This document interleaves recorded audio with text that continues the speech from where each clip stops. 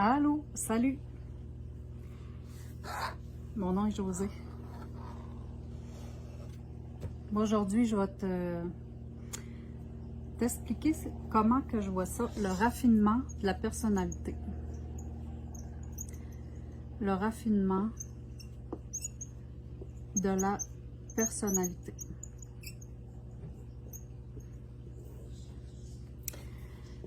Parce que la personnalité, en quelque part, ça fait partie de notre identité, qui est l'endroit où est-ce qu'il y a le double, qu'on l'appelle l'être multidimensionnel. Ça veut dire qu'il vit dans tous les temps. Ça veut dire que c'est l'endroit de son intelligence en lien avec son esprit et que c'est l'endroit où est-ce qu'on est en lien avec notre discernement. Donc, en raffinant la personnalité, on construit le double, qui est notre être multidimensionnel dans tous les temps. On a une intelligence qu'on pourrait appeler espritique et on construit le discernement. Donc, de là, le but de raffiner la personnalité. Et qu'est-ce que ça fait raffiner la personnalité? Comme on l'a peut-être déjà,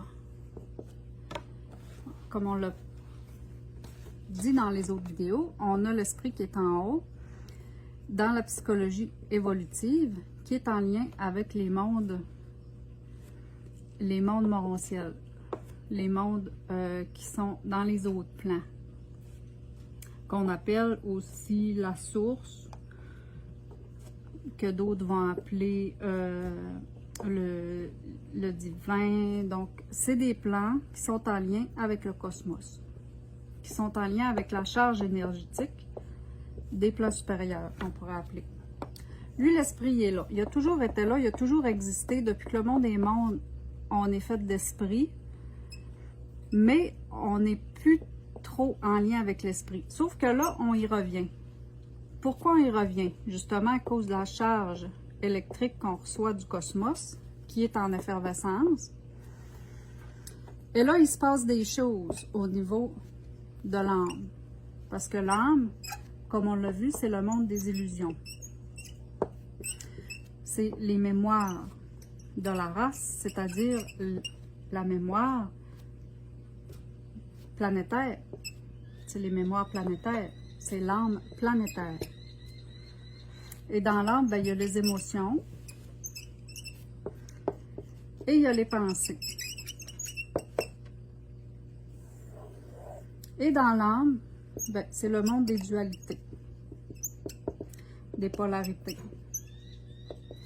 C'est pour ça qu'il y a toujours des forces qui s'affrontent dans l'âme. Ici, dans l'esprit, il n'y a pas de dualité, donc c'est un monde d'unité. C'est là où on sent l'unité à l'intérieur de soi, et puis c'est là qu'on est dans ses pouvoirs, dans le fond, les pouvoirs et sa conscience. Mais on ne peut pas passer de ce monde-là à ce monde-là direct comme ça. Sinon, là, c'est la grande bâtisse. Ça veut dire que c'est la folie. Donc, de là, l'importance de raffiner sa personnalité pour pouvoir, dans le fond, être protégé du monde de l'esprit. Parce que l'esprit, c'est très fort, le monde de l'esprit. Te sentir tout le temps unifié dans un monde divisé, c'est pas le fun. Tu dis ce que je fais ici, moi je vais me suicider. Ça n'a pas rapport à vivre dans ce monde-là. Donc c'est pour ça qu'ici, il y a comme une couche, on pourrait dire, comme on l'appelle. Notre être, notre double, notre interdimensionnel. Et c'est là qu'on raffine sa personnalité en lien avec son esprit et son âme. Donc, c'est comme une couche tampon entre les deux mondes pour ne pas sauter, justement. Parce que quelqu'un qui est juste dans l'esprit, puis qui n'est pas adapté au monde de l'âme, même si le monde de l'âme, c'est un monde qu'on ne veut pas être là, parce que c'est quasiment un monde de la mort, comme on le voit comme il est là. Il y a juste du non-sens. Ce qu'on voit, ça n'a pas de bon sens. On dit on ne peut pas vivre là-dedans. Donc, personnalité, identité, parce que tu peux développer ta personnalité, puis qu'elle devienne assez forte pour avoir les réponses de ton propre esprit et pour être capable d'amener la lumière dans le corps, dans la matière, dans ton corps matériel, pour pouvoir t'adapter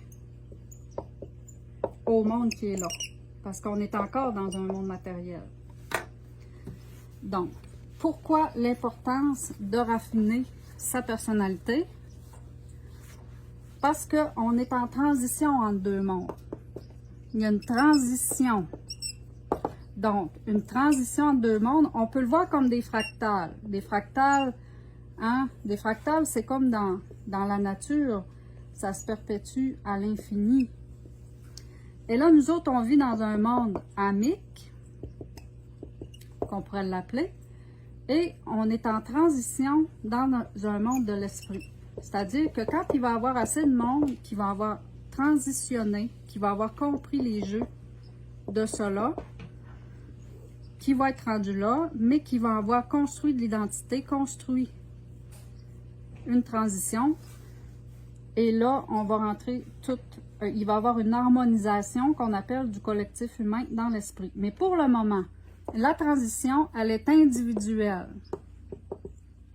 Elle n'est pas encore collective, la transition. Elle est individuelle. Et c'est pour ça l'important de comprendre cela pour ne pas s'autodétruire. Et de là, l'importance de raffiner sa personnalité pour comprendre qu'on vit dans un monde en transition et pour comprendre que ça va prendre un certain temps, puis qu'il y a du monde qui sont déjà dans cette compréhension des choses-là, et que plus tu montes en haut, là je monte en haut, mais dans l'esprit, il n'y a pas de hiérarchie, c'est un monde complètement horizontal. Contrairement au monde de l'âme, qui est un monde vertical, c'est-à-dire qu'il y a des hiérarchies. Hein? C'est un monde hiérarchique ici. Là. Il y a des hiérarchies, mais ici, il n'y en a pas. Donc, personnalité à raffiner. Ça veut dire quoi raffiner? Ça veut dire d'avoir une compréhension, d'entrer dans son intelligence, puis dans ce que j'appelle la conscience associative. Ça, Bernard de Montréal en a parlé de la conscience associative, c'est-à-dire d'être solidaire avec soi, que j'appelle son grand soi. Et tout ça va faire partie des sciences de l'être qui vont éventuellement investir les nouveaux champs de conscience. Et là, dans l'esprit, quand on va entrer, une grande majorité, dans une conscience générative, c'est-à-dire qu'on va ajuster les sciences, on va avoir des sciences de l'être, on va avoir des nouvelles sciences aussi médicales, on va avoir des nouvelles sciences qui vont arriver parce que là, on va dire, ben ça n'a pas de bon sens ce monde-là, il faut changer, puis il faut arriver à là, puis là, on va ajuster tout ça. Mais en attendant que tout ça arrive dans le collectif, donc, c'est cela, raffiner sa personnalité. Sa personnalité, c'est-à-dire développer une conscience associative envers soi. Et ça, c'est pas de l'égocentrisme. C'est pas de l'ego. C'est seulement qu'on est en transition et que ce n'est pas encore collectif. Voilà, c'est ça que je voulais parler aujourd'hui parce que je trouvais ça intéressant. Puis, ça permet aussi d'expliquer certains phénomènes. Et merci beaucoup pour votre écoute. Bonjour!